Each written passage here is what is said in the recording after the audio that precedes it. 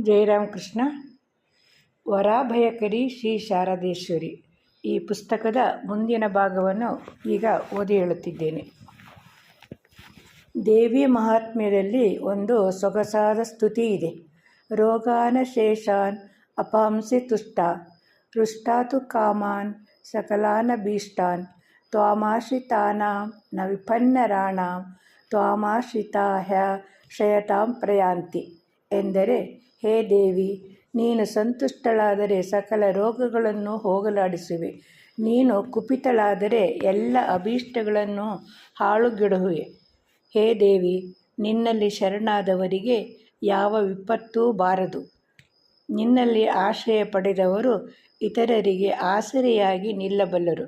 ಹೌದು, ಭಗವತಿ ಸಂತುಷ್ಟಳಾದರೆ ರೋಗಗಳನ್ನು ಹೋಗಲಾಡಿಸುತ್ತಾಳೆ, ವಿಪತ್ತುಗಳನ್ನು ನಿವಾರಿಸುತ್ತಾಳೆ ಎಂಬ ಸ್ತುತಿಯ ಸತ್ಯತೆಯನ್ನು ಶಾರದಾ ದೇವಿಯವರಲ್ಲಿ ಶರಣಾದ ಭಕ್ತವೃಂದ ಅಂದು ಸಾಕ್ಷಾತ್ತಾಗಿ ಅನುಭವಿಸಿತ್ತು. ಬರಿಸಾಲ್ ಎಂಬ ಊರಿನ ಸುರೇಂದ್ರನಾಥ್ ರಾಯ್ ಎಂಬೊಬ್ಬ ಭಕ್ತ ಯಾವುದೋ ಒಂದು ಕಠಿಣ ರೋಗದಿಂದ ನರಳುತ್ತಿದ್ದ.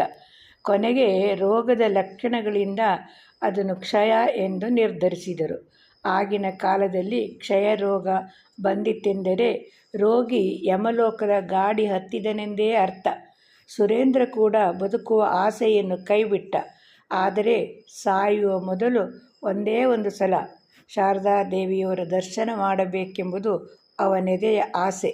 ಆದರೆ ಆ ಸ್ಥಿತಿಯಲ್ಲಿ ಅವನಿಗೆ ಅಷ್ಟು ದೂರ ಪಯಣಿಸಿ ಜಯರಾಂಬಾಟಿಗೆ ಹೋಗಿ ಬರುವಷ್ಟು ತ್ರಾಣವಿರಲಿಲ್ಲ.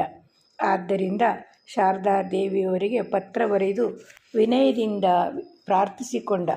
ಒಮ್ಮೆ ಬರಿಸಾಲಿಗೆ ಬಂದು ದರ್ಶನ ನೀಡುವ ಕೃಪೆ ಮಾಡಬೇಕು ಎಂದು.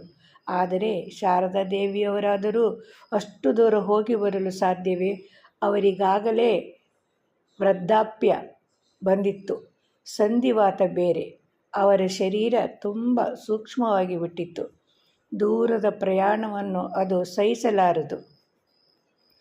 ಅಲ್ಲದೆ ದಿನದಿನವೂ ಅವರಲ್ಲಿಗೆ ಆಧ್ಯಾತ್ಮಿಕ ಮಾರ್ಗದರ್ಶನ ಮಂತ್ರದೀಕ್ಷೆಗಳನ್ನರಸಿ ಬರುತ್ತಿದ್ದವರ ಸಂಖ್ಯೆಯೂ ಏರುತ್ತಿತ್ತು.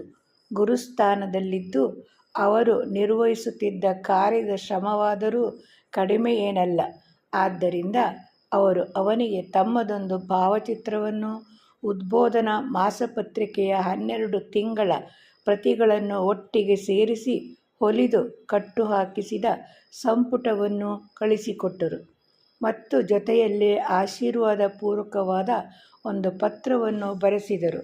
ಪ್ರೀತಿಯ ಸುರೇಂದ್ರ, ನಾನು ಅಷ್ಟು ದೂರ ಬರಲಾರೆ. ಆದರೆ ನೀನೇನು ಭಯಪಡಬೇಕಿಲ್ಲ. ನಿನ್ನ ಕಾಯಿಲೆ ವಾಸಿಯಾಗುತ್ತದೆ. ನೀನು ನನ್ನ ಭಾವಚಿತ್ರವನ್ನು ನೋಡುತ್ತಿದ್ದರೆ ಸಾಕು. ಜೊತೆಗೆ ಈ ಉದ್ಬೋಧನಾ ಪತ್ರಿಕೆಯನ್ನು ಓದುತ್ತಿರು. ಸುರೇಂದ್ರ ಅವರು ಹೇಳಿದಂತೆಯೇ ಮಾಡಿದ.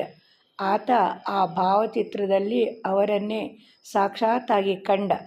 ಆ ಭಾವಚಿತ್ರವನ್ನು ಅವನು ತನ್ನ ತಲೆಯ ಹತ್ತಿರವೇ ಇಟ್ಟುಕೊಂಡಿರುತ್ತಿದ್ದ. ಕ್ಷಿಪ್ರದಲ್ಲೇ ಅವನ ಕ್ಷಯ ರೋಗ ವಾಸಿಯಾಯಿತು. ಹೀಗೆ ಅವನು ಮೃತ್ಯುವಿನ ದವಡೆಯಿಂದಲೂ ಪಾರಾಗಿ ಬಂದು ಅಮೃತಮಯಿಯಾದ ಶಾರದಾ ದೇವಿಯವರ ದರ್ಶನ ಮಾಡಿ ಕೃತಾರ್ಥನಾದ.